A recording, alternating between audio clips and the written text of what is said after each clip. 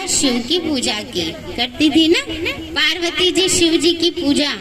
तो वास्तव में परमात्मा शिव इस समय स्वयं धरती पर आकर हमें वो सत्य ज्ञान दे रहे हैं, हमें ऐसे श्रेष्ठ कर्म करना सिखला रहे हैं जो हम भी सच्ची पार्वती बन सके, हम भी सच्ची सरस्वती, सच्ची लक्ष्मी बन सके।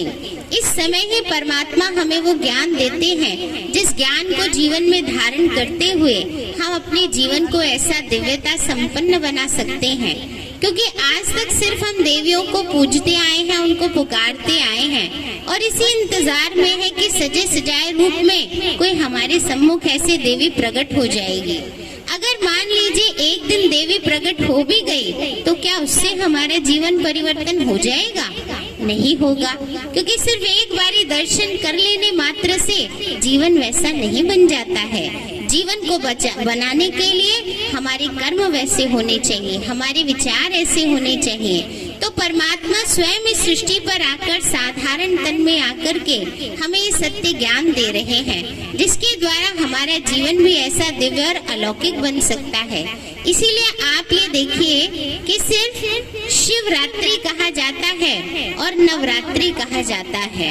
जब देवियों की पूजा होती है तब भी उसके पीछे रात्रि शब्द का प्रयोग किया जाता है, और जो परमात्मा शिव का दिन होता है तब भी उनके पीछे रात्रि शब्द का प्रयोग किया जाता है, क्योंकि शिव के साथ ही शक्ति है और परमात्मा शिव के कार्य में जब हम कार्य में मददगार बनती हैं तो उसका ही यादगार ये शिव शक्ति नवरात्रों के रूप में मनाया जाता है, जिसमें 9 दिन दिखाया जाता है देवियों की पूजा की कि रोजाना देवी असुरों का संहार करती हैं। तो वास्तव में हमें किस चीज का संहार करना है? देवी देवताओं ने भी अगर मनुष्यों को मारा तो आज के मनुष्य में और देवी देवताओं में अंतर ही क्या रहा? फिर तो वो भी असुर ही कहलाएंगे। इसीलिए परमात्मा हमें सत्यता बताते हैं कि वास्तव में किसी मनुष्य को नहीं मारना है, किसी इंसान का वध हमें नहीं करना है, परंतु जीवन में दिव्य गुण धारण करके अपने अंदर की आसुरी वृत्तियों को खत्म करना है। मन में जो ईर्ष्या, द्वेष, क्रोध, बैर भावना, बदले की भावना जैसे असुर जन्म लेते रहते हैं उनको हमें समाप्त करना है। वही सच्ची दुर्गा है। दुर्गा का भाव है दुर्गुणों को दूर करने वाली, अपने अंदर की बुराइयों को मिटाने वाली। वैष्णव कौन है? जो विषय विकारों को, बुराइयों को भस्म करती हैं। सरस्वती कौन है? जो जीवन में ज्ञान धारण करके दूसरों को ज्ञान दान करती हैं। लक्ष्मी कौन है? जो इस ज्ञान धन को स्वयं भी धारण करके दूसरों को देती हैं। वास्तव में जब हम अपने जीवन को इन गुणों से भरपूर करते हैं, उस प्यारे पिता शिव बाबा की याद से अपने जीवन में शक्तियां भरते हैं, क्योंकि आज का मनुष्य अपने जीवन से बुराइयों को समाप्त तो करना चाहता है परंतु हो नहीं पाती है। क्यों नहीं हो पाती है? जैसे कि मैंने आपको बताया कि नव के पीछे रात्रि शब्द जोड़ा गया है कि जो देवियां हैं वो ऐसे समय पर आती हैं जब चारों तरफ अज्ञानता का, पाप का, भ्रष्टाचार का अति हो जाती है, अज्ञान की रात्रि छा जाती है। तब परमात्मा शिव के साथ हम देवियां, हम शक्तियां उनके साथ मददगार बनती हैं। और जैसे कि लाइट जला देने से अंधेरा खत्म हो जाता है, इसी तरह से मन में ज्ञान का प्रकाश करने से अंतर मन का अंधकार दूर हो जाता है। आज बाहर से हम कह देते हैं कि हमने तो कोई पाप नहीं किए, हमने तो कभी किसी का बुरा नहीं किया, लेकिन आप देखिए जब क्रोध करने वाली बात नहीं है तो कोई भी गुस्सा नहीं करेगा। जब गुस्से वाली बात होती है तो फिर क्या होता है? एकदम आवेश में आ जाते हैं, एकदम गुस्से में आ जाते हैं। अच्छा, तुमने हमें ऐसा कैसे कह दिया? आया ना क्रोध, तो कहाँ से आया? कहते मन में था। मन में था तो उस मन के क्रोध को, उस मन की बुरी भावना को हमें भस्म करना है। और वो कब होगा? जब हम अपने मन को उस प्यारे पिता परमात्मा की याद में लगाएंगे। जब हम अपने मन की तार को परमात्मा से जोड़कर रखते हैं तब हमारे मन से ये क्रोध या ईर्ष्या, द्वेष, अहंकार ये जो पांचों विकार हैं, बुराइयां हैं, असुर हैं, जो हमारे मन में घर करके बैठी हैं, वो भस्म होती जाएंगी और तब हमारी सच्ची शिवरात्रि होगी। इसी का यादगार हम नवरात्रों के दिन में अखंड जोत जलाते हैं। बाहर से तो हमने अखंड जोत जला दी माता जी को प्रसन्न करने के लिए, लेकिन क्या हमने अपने मन में अखंड जोत जलाई, अच्छे विचारों की अखंड जोत, कि मैं कैसी आत्मा हूँ, मैं कोई दुखी अशांत आत्मा नहीं हूँ, मुझे बुरे विचार अपने मन में आने नहीं देना है, मुझे सिर्फ अच्छा ही विचार अपने मन में आने देना है, सबके प्रति मुझे अपने मन से अच्छा सोचना है। ये अच्छी सोच की अखंड जोत सदा हमारे मन में जलती रहे, तो परमात्मा भी सदैव हमसे प्रसन्न होंगे और आदि शक्ति देवी माँ वो भी हमसे सदा प्रसन्न रहेगी। और जिससे माँ प्रसन्न हो उसका तो जीवन और घर बार सदा कैसा हो जाता है, भरपूर हो जाता है, सुख शांति समृद्धि से संपन्न बन जाता है।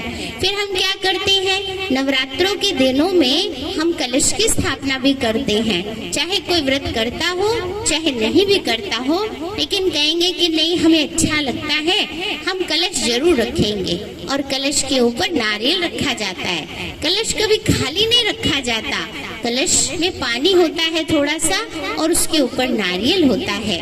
तो नारियल हमारे मस्तिष्क का प्रतीक है और जो कलश है उस बुद्धि रूपी कलश में हमें ज्ञान का अमृत भर कर रखना है।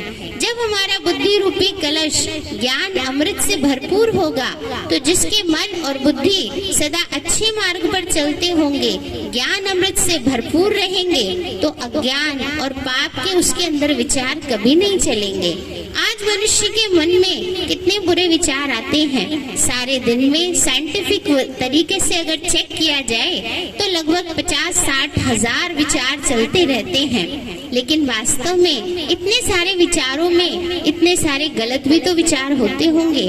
तो जब हम अपने मन को ज्ञान से भरपूर रखेंगे, बुद्धि रूपी कलश को ज्ञान से भरकर रखेंगे, तो हमारे मन से बुरे विचार सहज ही समाप्त हो जाएंगे और जो हमारे कर्मों की खेती है वो श्रेष्ठ हो जाएगी।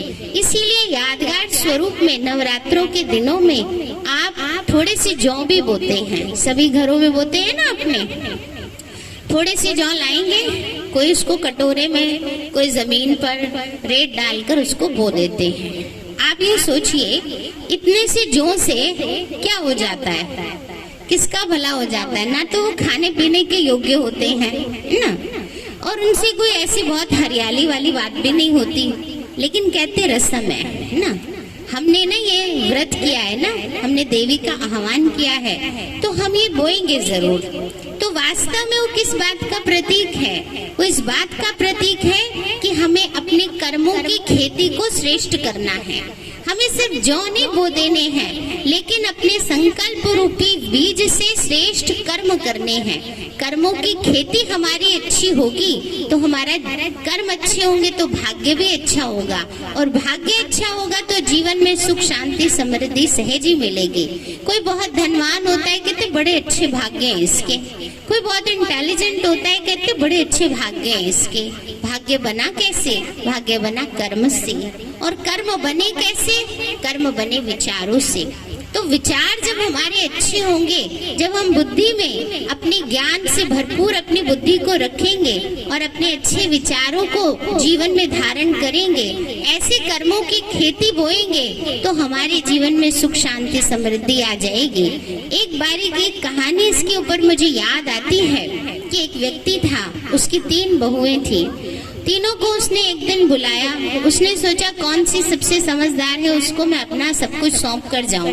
तीनों को बुलाकर उन्होंने एक एक पोटली दी। उस पोटली में क्या था, थोड़े से गेहूं थे। तो पहली वाली को बुलाया, सबसे बड़ी बहू को, और वो पोटली दी। उसको कहा इसको संभाल के रखना।